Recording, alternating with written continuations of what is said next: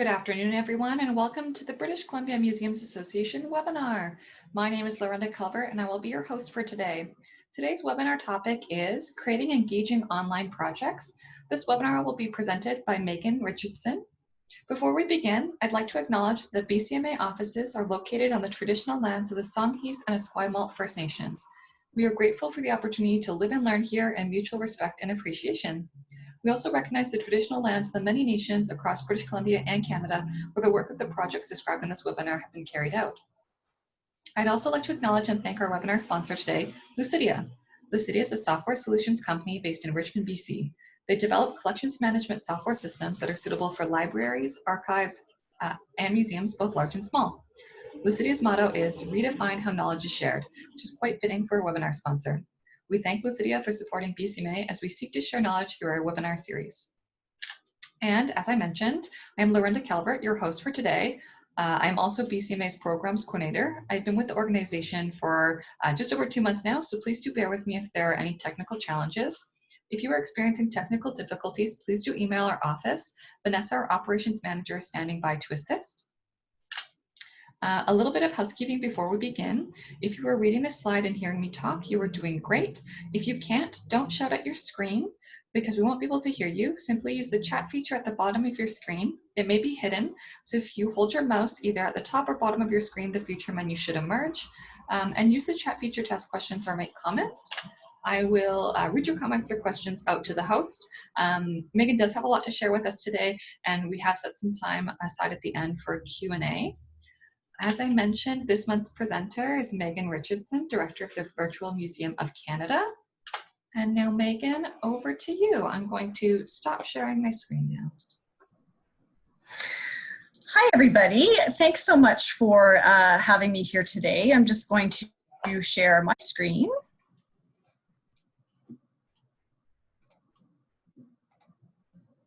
And just ask for confirmation from Lorinda that everybody can see it. I can see it, yes. Fantastic. Okay, well, I'm really happy to be on the webinar with all of you today. Thanks so much for taking the time to join in. And I'd just like to start by acknowledging the challenges that many of you are facing and the talk these days about museums going online and doing digital projects. I hope that you'll find what I share to be useful and energizing, and really look forward to your questions at the end. During our time together, we'll be looking at some of the exciting changes the Virtual Museum of Canada is making to serve you and your visitors better. You are our key stakeholders. That's why it's such a great opportunity to speak with you today. We'll look at some of the benefits of VMC funding. We'll see some great online projects that we've invested in, and I'll share some tips for developing your own project. So let's dive in. So the Virtual Museum of Canada, or VMC for short, is a national investment program for museums and heritage organizations across Canada. This map shows the location of organizations that have received our funding over the past 5 years. And it's static in this form, but if you were to view it on Google Maps, you could zoom in on the different pins, and they represent the locations of organizations that have successfully received our funding in the past and created projects with our support. And there's a really good number of pins in British Columbia, I can assure you. And if we were to zoom in on the province, you would see that they're sort of distributed primarily in the southern part of the province. So it would be lovely to see some pins from other parts of BC. The VMC program is managed by the Canadian Museum of History, which is in Gatineau, Quebec. And each year we invest up to $2.2 million to support the development of online projects by Canadian museums and heritage organizations like all of you. And the types of things that we invest in are virtual exhibits, virtual tours, web-based games and web-based applications, and educational resources. And the projects are designed really to provide rich and engaging experiences for online audiences. And maybe there I'll just insert the comment that we're really a very visitor-centered investment program. We really want to see a tight sort of alignment between your target audience and the content and the experience that you're proposing. And we wouldn't, for example, invest in just a straight up digitization project. That would be outside of our mandate, but there are other programs federally that would provide funding for that type of project. So I can't really see all of you, but it would be fun maybe at the end if people want to identify themselves as having had VMC funding in the past, or is anybody on the call actively working with our team now. We already have a number of projects from BC on our website and several in development. And within the last year, in fact, we've launched projects by the BC Labour Heritage Centre, the Fernie Museum, the Central Okanagan Heritage Society, and the Gulf of Georgia Cannery Society. So 4 BC organizations have launched in just the last little while. So since 2014, the VMC has invested more than $12 million in 168 projects, large and small, from organizations right across the country, and organizations like all of you, museums and heritage organizations. And in the past several months, we've launched projects on subjects as diverse as where Quebec Indigenous youth gather, The Secret Role played by Radar in the Second World War. That's a really great community stories to explore. Inuit artworks on paper, and the 1998 ice storm. So you get a sense from those topics of the kind of range of things that, the range of stories and experiences and content that people showcase with projects developed with VMC funding. So we're an investment program, which for us really means 2 things. The first thing is that projects are developed and they're paid out in phases. So each phase has its own deliverable, and it's submitted for approval by the Virtual Museum of Canada. And then that approval triggers payment for that phase. The second thing is that our support isn't just financial.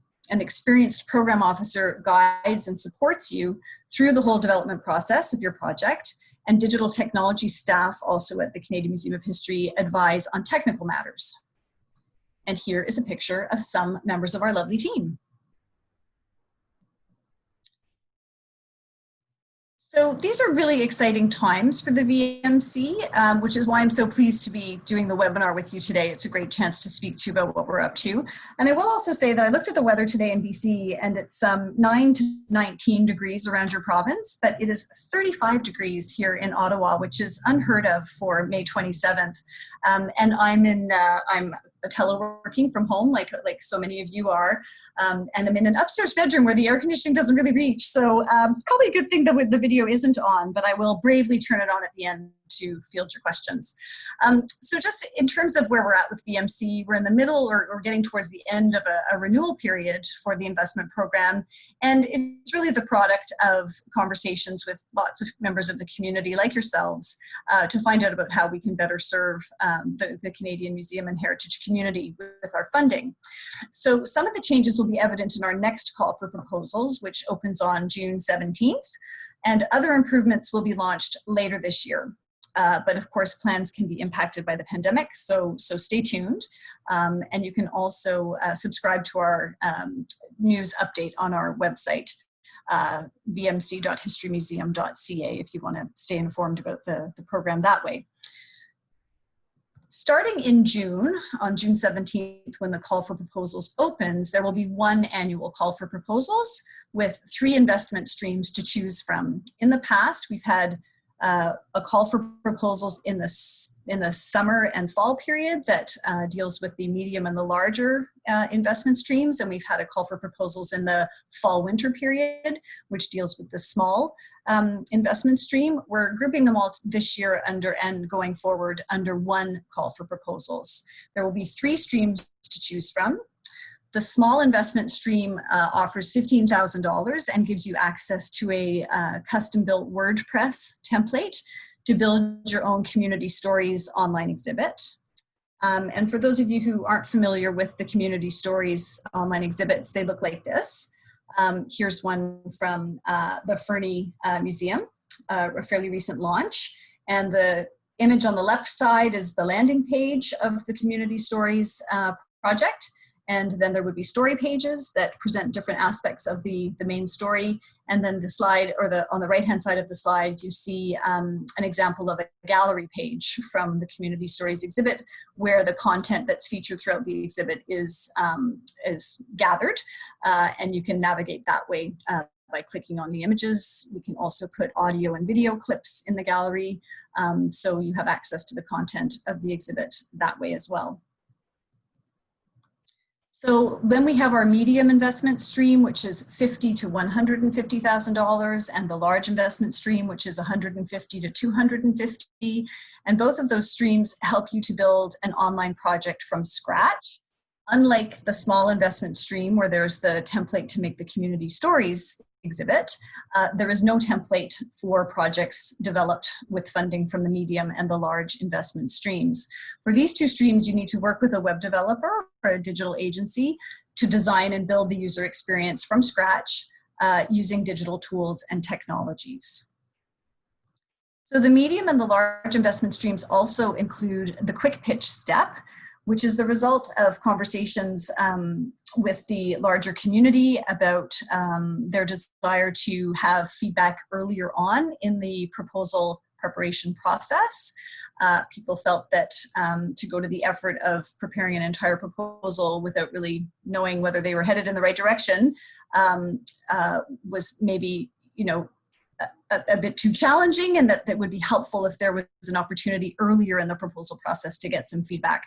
So for 1 month at the beginning of the call for proposals, so basically from mid-June to mid-July, the quick pitch step is open for the medium and large investment streams, and you can answer 5 simple questions and submit your answers, and members of our National Advisory Committee will review your answers, and I will, in a personal phone call, roll up the feedback from the advisory committee to help you shape your project. So that's the quick pitch, and that's sort of mid-June to mid-July. So this June, we're also taking the application process for all 3 investment streams online. Our proposal forms have been simplified, so the questions flow more logically, and there are lots of helpful tips as part of the process. And we piloted this online application process last fall in the call for proposals for the community stories, and it worked very well. So some big changes to roll out later this year, and date to be determined, partly because of the pandemic, include a new name for the investment program, and we will henceforth refer to the program as Digital Museums Canada.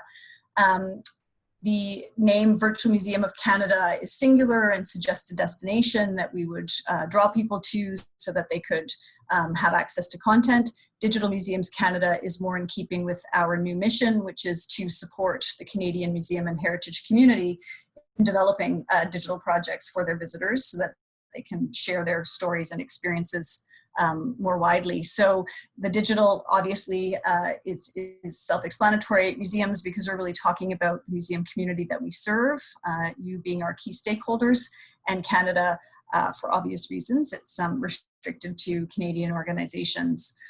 Accompanying the new title, we have a new mission statement, and I'll let you read that.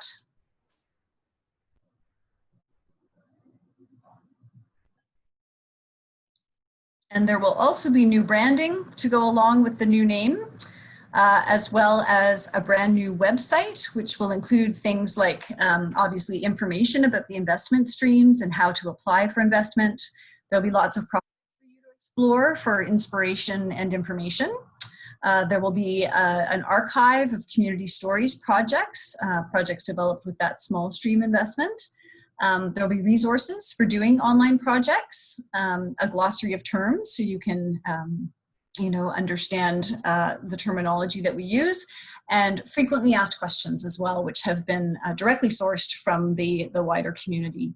So stay tuned for all of that later this year.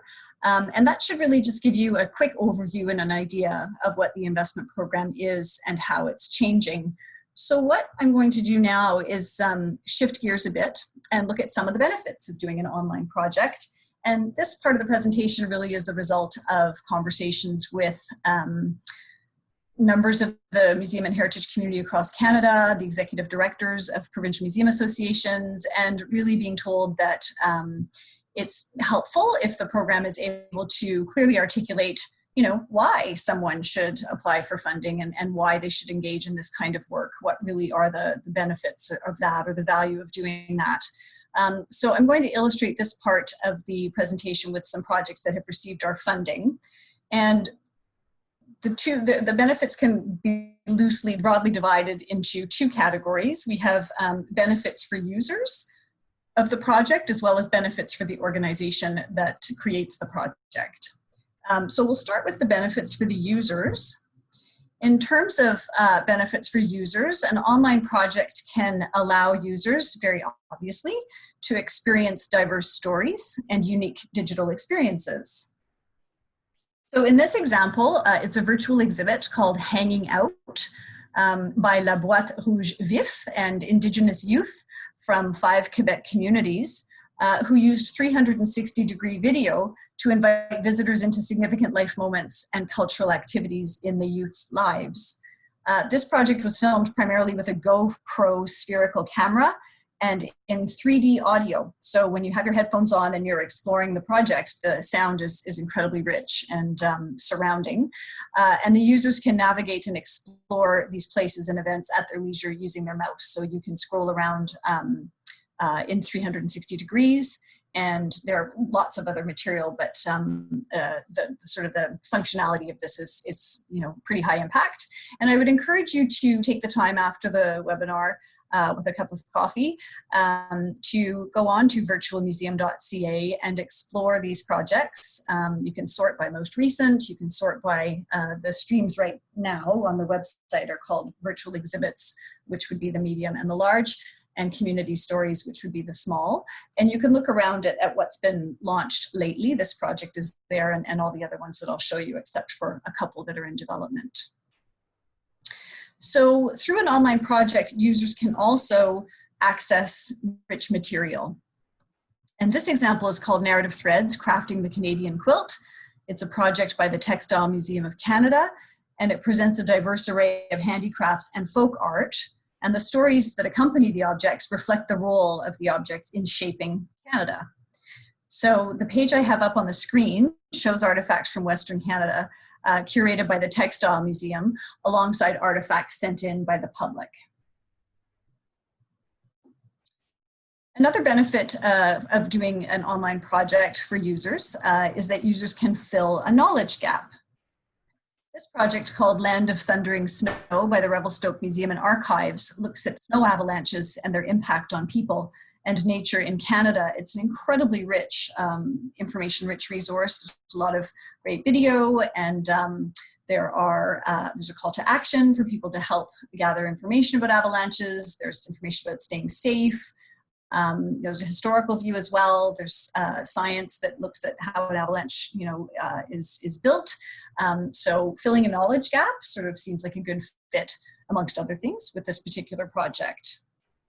Obviously, enjoyment and inspiration are big with these online projects.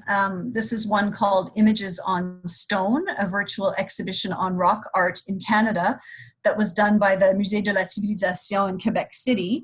And the videos that sort of launch each section were shot by drone, and they're really beautiful videos. They really, I think, contribute to users' enjoyment and inspiration. And they're not particularly didactic. They just create this lovely mood and sense of place as you enter each region of the country to look at the rock art that's being featured. And this video was shot in Kakowin in Sprout Lake Provincial Park in the Alberni Valley on Vancouver Island, and really captures the sense of being there. I'm not going to take the time to play the video for you, but do visit the Images on Stone project at your leisure and have a look around and look at some of those videos. So with online projects, users can also learn a new skill. This project here by the McMichael Canadian Art Collection, called Iningat Iligit, invites users really to learn some of the skills of a curator and to share their selections online. The website showcases more than 4,000 works on paper from the West Baffin Eskimo Cooperative, which have not been shown online before. So there's really a wonderful opportunity here to look at that work and put together your own, exhibition by collecting pieces through the site that you enjoy. And there are also lots of other aspects to the user experience here, including the opportunity for people who have traditional knowledge around these artworks to share that knowledge. So online projects for users still, and the benefits for users, can sometimes also shift an attitude or a behavior. This particular project is called Celebration 90, and it's in development, so it won't be on our website just yet. Canada's Gay Games, and it's by the Vivo Media Arts Centre, and traces the evolution of Canada's Gay Games and uses first-hand accounts to draw attention to a critical moment in the fight for Canadian LGBTQ2S+ rights. So finally, and importantly, all of these benefits can, of course, inspire someone to plan an actual visit to the museum or heritage organization that created the online project. And I'm sure that's a preoccupation for lots of you during this period of closure. When will we open up again, and when will visitors start to come back to us? We have found from experiences that the community has shared with us that having an online project can, in fact, entice people to visit your physical museum. So this particular quote comes from a museum in Quebec who did a community stories project with our funding and wrote to us to say just that.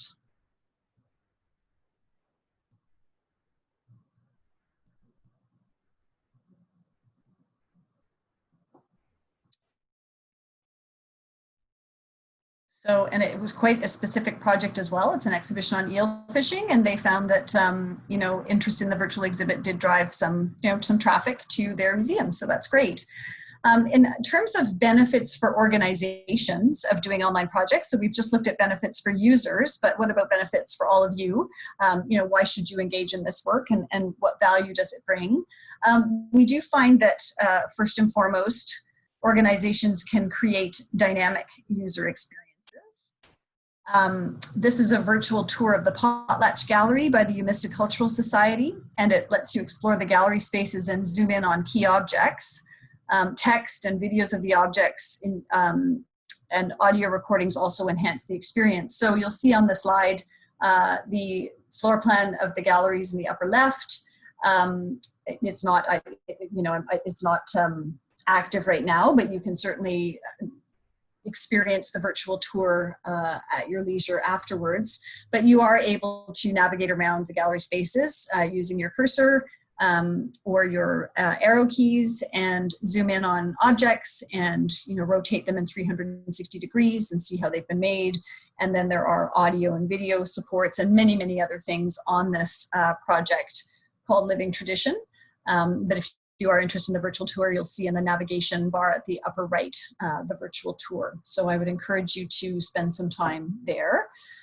Online projects can also let organizations do things that are different from or not feasible in the physical world. So maybe you want to present 50 canoes in an exhibit. That would be quite difficult in a physical gallery space, but all things are possible in the online world, or many things are possible in the online world. In this particular example that I'm sharing, it's a virtual tour of the monastery of the Ursuline nuns in Quebec, and it was done by the Pôle Culturel du Monastère, and it literally gives you access to a place that you wouldn't otherwise have been able to visit, the private house of nuns in this case. It was not videoed, it was done more in a gaming platform, but it's a very rich, immersive virtual tour, and you can navigate through the spaces in the Ursuline Monastery. And the project actually has taken on a lot of new significance, really, because the monastery is now closed and the nuns have left. So in a very real sense, this tour preserves and presents this special building and its content and stories, and allows you, in this case, access to a space that you wouldn't normally have access to, in much the same way that putting a large number of canoes together under a roof would be difficult in a physical space. So organizations can also share collections and stories more widely through the web than they might be able to in their physical spaces. This project is by Admiralty House Communications Museum in Mount Pearl, Newfoundland, and it tells the story of a 1918 shipwreck where 93 souls were lost.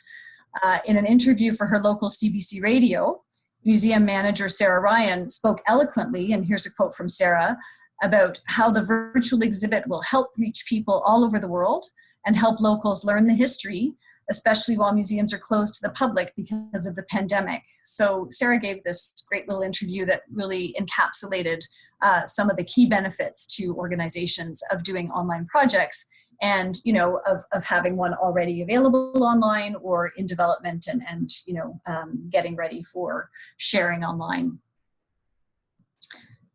So the next benefit for organizations is preserving history, heritage, and culture.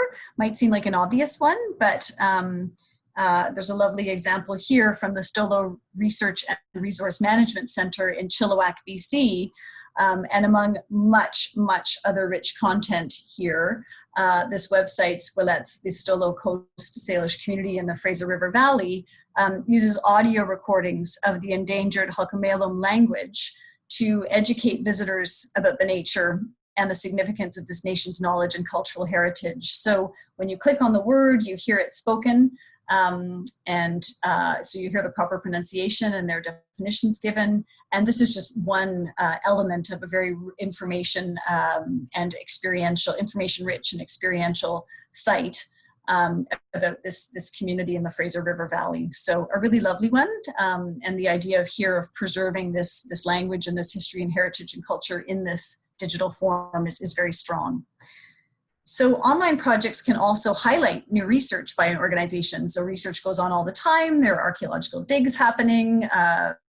Things turn up, and there are new stories to tell and new content to share. And this particular project is in development, which is why the slide is not more formal. But it's a project in development by Archéomamo Côte Nord in Quebec. And it showcases, really in a very accessible way, or it will when it's launched, recent archaeological research that was conducted by the organization's team with the help of students, volunteers, and local Innu people.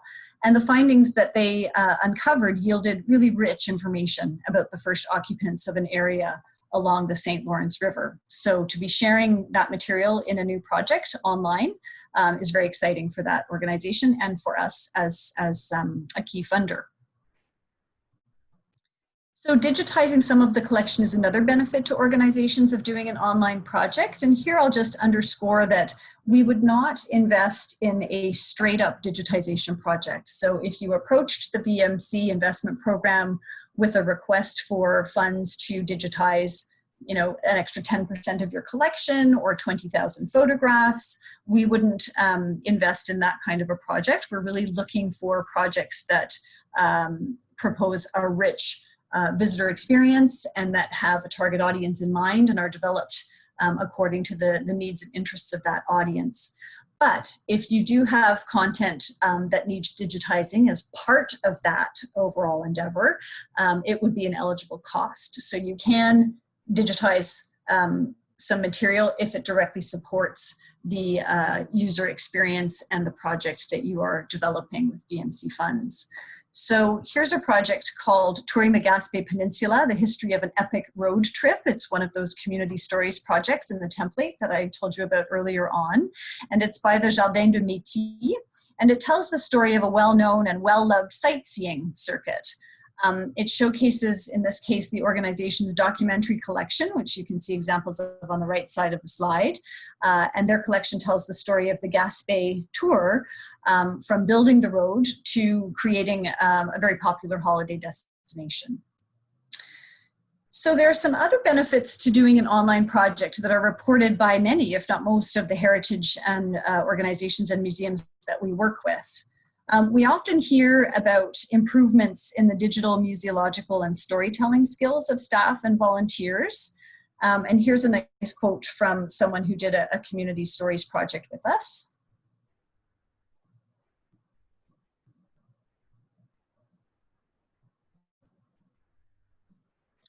It's also true that doing an online project with VMC funding helps to build your online presence. Something that I think the pandemic has shown us is more important than ever. Here's a quote from another Community Stories investment recipient about building their online presence.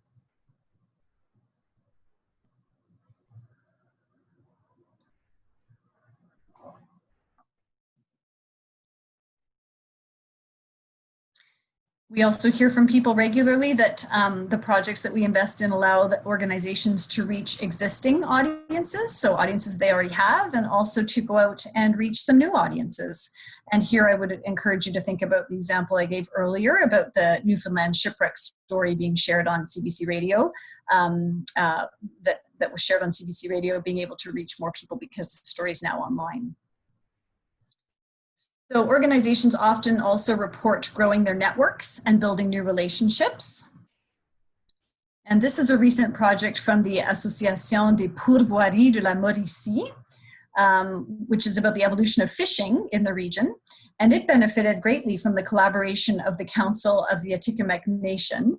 And there are, in fact, plans to translate this exhibit into a third language. So everything that we invest in has to be produced in English and French, but this particular organization would like to present their project in the third language, Atikamekw, the language of the nation that was so indispensable to the creation of this project. So that's all I'll say about benefits. I hope you can start to see the value for you and for your audiences, so for the users themselves, but also for the organizations, of doing one of these online projects with our funding. And now I'd like to end with 5 questions to help you start thinking about doing an online project, and 4 tips for applying to the Virtual Museum of Canada investment program. So we'll start with the questions. While they actually seem simple enough, they are deceptively simple, we have found that these questions can really trigger a lot of thinking and discussion. So the first question is, what is your project about? And this is when you identify the subject of your project and what you want to say about it. We encourage you to think about the main message, if you like, or the big idea that you want to communicate. Mindful always that one subject can have many different main messages. Just for example, if you did an online project about Canadian climate, you could look at the science behind climate change. You could look at how Canadians' changing views about climate impact our sense of identity, or maybe even how living in one of the planet's most diverse climates is inspiring technological innovation. So those would be 3 very different takes on the topic of climate, with probably very different main messages and big ideas. So the next question we encourage people to ask themselves is, who is this online project actually for? Who is it that you want to reach out and engage with it? You know, what kind of value do you want to bring to the experience? What do you want them to take away from the experience? We really want you to think about the audience or the audiences that you want to reach, and why it's important for you to reach them, and also to encourage you to be specific. It is very common for us to see proposals come in or queries come in where the target audience is quite broad. So someone might say it's for kindergarten to grade 12, post-secondary students will also enjoy it, new Canadians will enjoy it, armchair historians will enjoy it, and you know, the general public will also enjoy it. And that's quite a lot of audiences to try and reach with a single online project. So we do like to say that one size doesn't fit all. So one online project does not meet the needs of all audiences. Online projects are a lot more effective when they target specific audiences. We encourage people to imagine a few types of users that they want to reach with their project, to think about what they know about the subject, maybe how they consume online content, why they would engage with your project. If you've got research and evaluation to back it up, that's always helpful. And if you're able to prioritize your audience types so that you end up with a primary audience, a main audience, and if needed, a secondary one, that's really useful. And to keep these users in mind as you develop your ideas. People have asked me before, what's the ideal size of target audience? And I don't like to put a number on that, but I do like to say that, you know, it should be specific enough that you know where to aim your content and your user experience. And if you're doing a medium or a large stream project, your tools and technologies, your digital tools and technologies. But it should be broad enough that it's not, you know, a tiny number of people. So we wouldn't want to invest $250,000 in a project that might only reach 50 or 100 people. if you say it's for grade 4 social studies students in the province of British Columbia, that's still quite a large number of people. So, but it is still quite specific in terms of who you're imagining reaching with this project. Question number 3 would be, what experience do you want your users to have? So this is where you really have to start to put yourself in the user's shoes and describe the experience of your project from their point of view. This applies more to projects aimed at the medium and large investment streams where the experience is designed from scratch, but projects in the small or the community stories investment stream also still need to think about how they'll engage users through things like their storytelling voice, their choice of content, and how they're going to lay out the pages of those community stories projects. For all projects, we really need you to think about how you'll bring your content to life for your target audience. And for projects being designed from scratch, think about how you'll use the power of digital tools and technologies to support the user experience. And maybe you'll even want to do things with the digital tools and technologies that aren't possible in your museum. And some examples of that might be visiting remote or geographically dispersed locations. Some of the ones in the rock art project I showed you earlier, you would have great difficulty getting to. Maybe something like assembling many large-scale artifacts in one location, the canoe example that I gave earlier, or seeing inside a restricted area or building, the monastery example from earlier. So we want you to kind of walk us through what that experience is that you're imagining for your users. It doesn't have to be perfectly nailed down because it is a proposal, but the more detail and the more you can describe the experience and really sort of help the evaluators to understand what you're proposing, the better. Question number 4 is, who could you work with to make your project a success? And this is where you think about the organizations, the individuals, or the groups who will work on, contribute to, or support your project. You'll have to think about what kinds of expertise you need on your team and what roles people will play. Things like, you're going to need subject matter experts, researcher, writer, editor, translator, potentially a videographer, maybe a digitization person. You might need a consultant to manage or someone to manage community consultation. You might need sample members of your target audience to evaluate things for you. And if you're doing a project in the medium and the large investment streams, you need to be looking at web development expertise, accessibility expertise, etc. So this is where we, need you to think about who's on the bus and what seats on the bus are they in, and are you all going in the same direction? The 5th and final question really applies to projects in the medium and large investment streams only. And that question is, which digital tools and technologies could you use to support the experience? And this is where you start to think about what's available technologically to help you create the experience that you want your users to have. VMC funded projects have to meet our technical specifications around things like accessibility and mobile. So it's important to keep this in mind as your ideas start to take shape, and often a good idea to have a conversation with a digital technology expert like a web developer or a digital agency as you're developing your ideas. So if you decide to apply for investment, these 5 questions really form the basis of your application. They're mirrored in the quick pitch as well. And if you receive the funding, they're also the foundation that you end up building your project on. So the last little part of the webinar is 4 quick tips for those of you who think you might be ready to apply for VMC funding. I've written them from the perspective of someone who has looked at projects on our virtualmuseum.ca website, but who may not know which stream they should apply to. And just another reminder there that the call for proposals opens on June 17th. So when the call for proposals opens, check your eligibility. The eligibility criteria for the small or the community stories investment stream are a bit different from the medium and the large investment streams. And the eligibility criteria are described in the guidelines and baked into the online application process for each stream, and all that information is available when the call opens on the 17th of June. Tip number 2 is to read everything carefully. It doesn't sound like that's, needs to be said, but it actually does. The program guidelines have a lot of detail.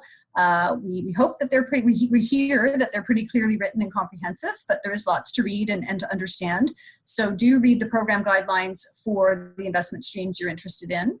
And note that the guidelines for the small investment stream are quite different from the medium and the large investment streams, which are more similar to each other. And if you're also looking at, applying within the medium or the large investment stream, I would encourage you to read our technical specifications so you understand what those requirements are right up front. So reading everything carefully includes also looking closely at the criteria that proposals will be evaluated against, and those criteria are listed in the guidelines and are different for each investment stream, but it shows you what we'll be looking for as the proposals get evaluated. So tip number 3 is to pick an investment stream, and it can be helpful to map your project idea onto the proposal evaluation criteria to see which stream it fits best.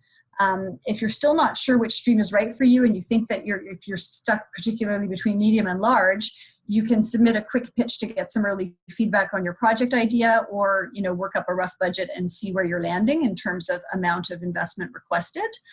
Again, that quick pitch is just for the medium and large investment streams, not the small. The fourth and final tip really is to start developing your proposal as early as possible.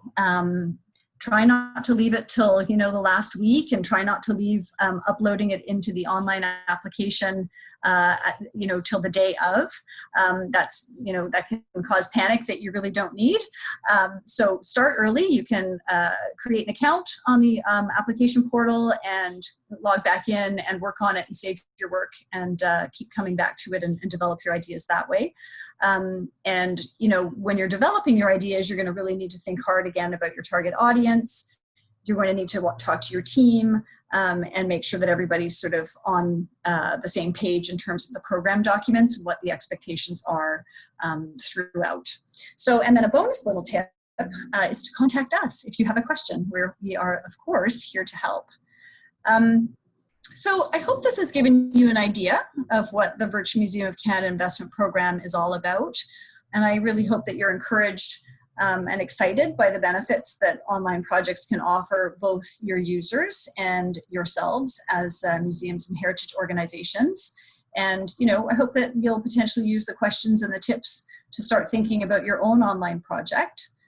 Just to summarize, or just to reiterate, the call for proposals for all 3 investment streams opens on June 17th. The medium and large streams will close on October 28th, and the small stream will close on November 25th. Although the pandemic may interfere with the close dates, it will not interfere with the open date of June 17th. And I really hope that we'll see some proposals from BC in the mix. Thanks very much for listening this afternoon. It's lovely to have you all online with me. Even though we can't see each other, I'll get the camera back on so you can see me. And I'm happy to answer questions now. Thank you. Thank you, Megan. Do you mind, we just are missing tip number 4 on the screen there, if you can click ahead.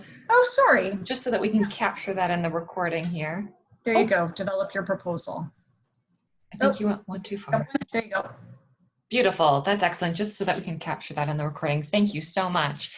I'm just going to take over the screen and share my Q&A one so that folks are able to be navigated on where to post their questions.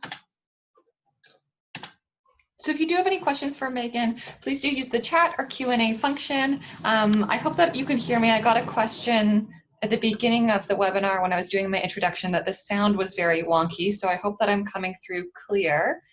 Megan, we do have some questions already in the Q&A. Okay. Would you mind telling us about the visitation to VMC? Has visitation met expectations? How do people find VMC?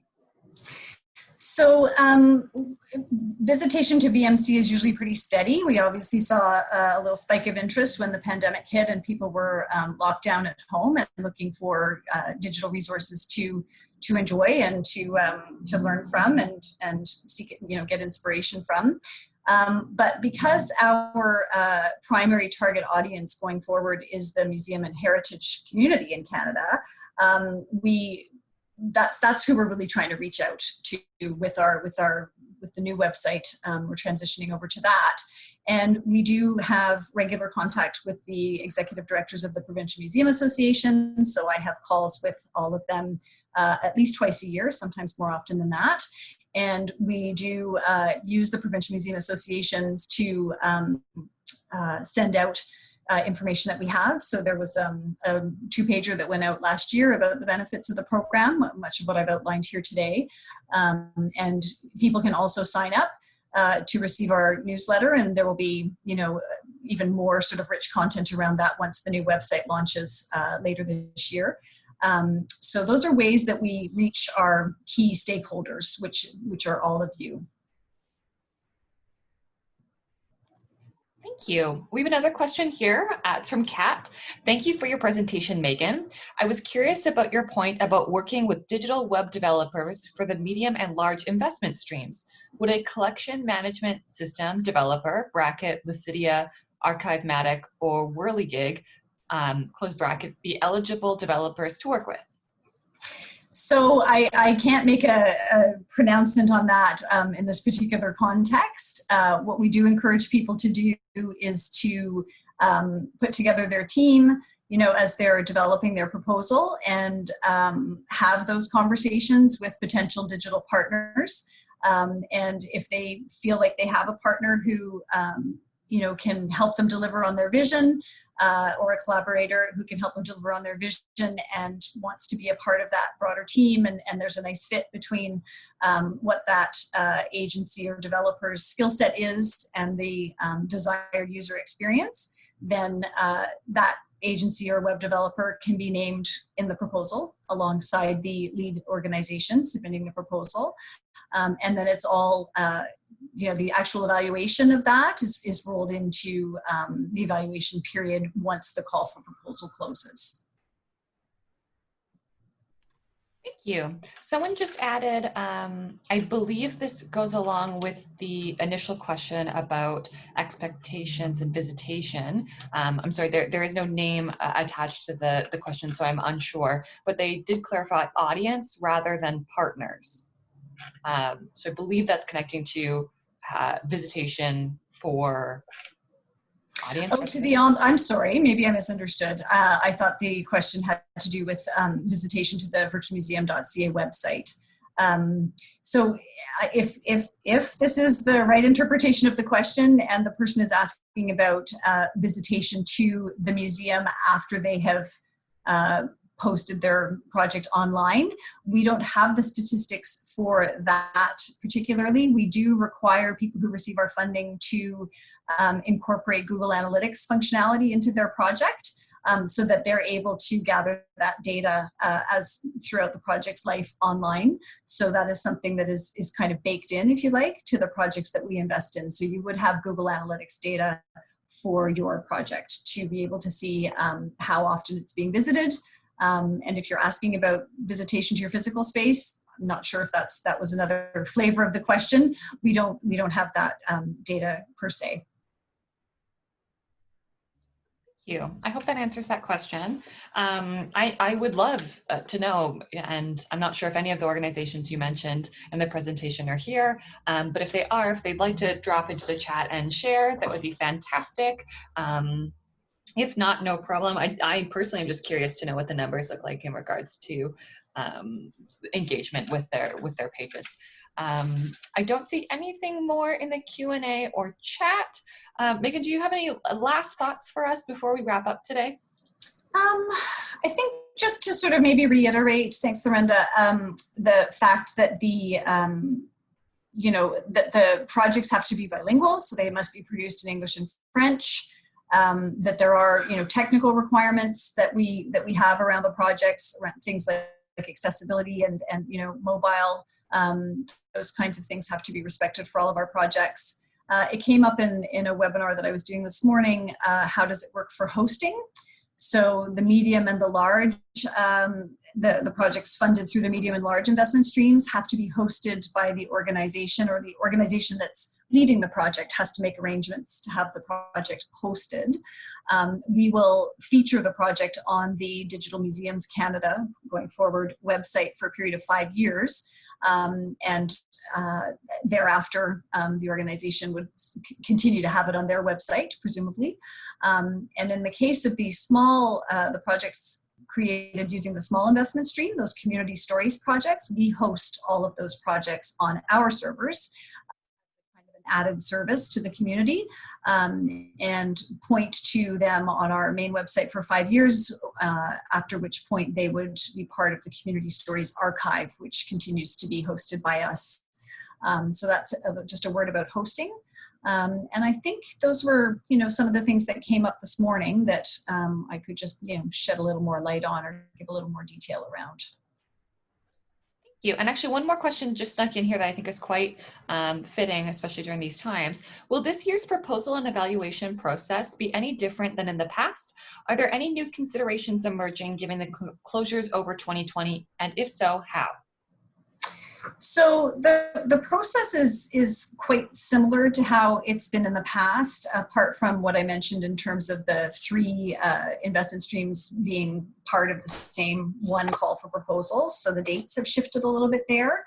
And I think that the short answer to your question is that the kinds of projects that we invest in cannot be created overnight. They are multi-year projects in most cases. I think the record held for producing a community stories project is 11 months. That's quite fast when you consider pulling all that material together and laying it out in 2 languages. And then sometimes the projects can take sort of 18 months, 24 months, 36 months, depending on the scope of the project. So we really are in it for kind of the medium to longer term with the organizations that we work with. And at the end of it, we hope that everybody has, a great deal of pride in their, fully bilingual, rich, visitor-centered project. So that really is the our focus in the investment program, and the pandemic will not have shifted that mission particularly. Thank you. Thank you again, Megan, for joining us. That was fantastic. And thank you, It's a real everyone, pleasure. For your questions. I really appreciate you sharing your knowledge with us today. And sorry, I keep on scrolling with my mouse and it just brings me all over with my PowerPoint. I just wanted to share with folks that we do have some webinars coming up for June, as it is the end of May. So please join us for our webinar on succession planning for Plan B. It's on Wednesday, June 17th. If you have any suggestions for topics in 2020 or wish to present one yourself, please email myself at programs@museumsassociation.bc.ca, and there will be a follow-up survey in your inbox. And if you could fill that out, that really helps us on our webinar development. We also encourage you, if you are not yet a member of the BCMA, to do so. Becoming a member provides opportunities for funding, webinar participation, reduced registration fees, and access to professional development resources. Thank you again, Megan. I hope you have a wonderful, although I'm sure very warm day. Get outside, enjoy some of that sunshine. For those in BC who are enjoying some sunshine today as well, I hope you have a wonderful afternoon, and thank you very much for joining us. Take care. Thanks, everyone. Have a good afternoon. Bye-bye. Thanks. Bye.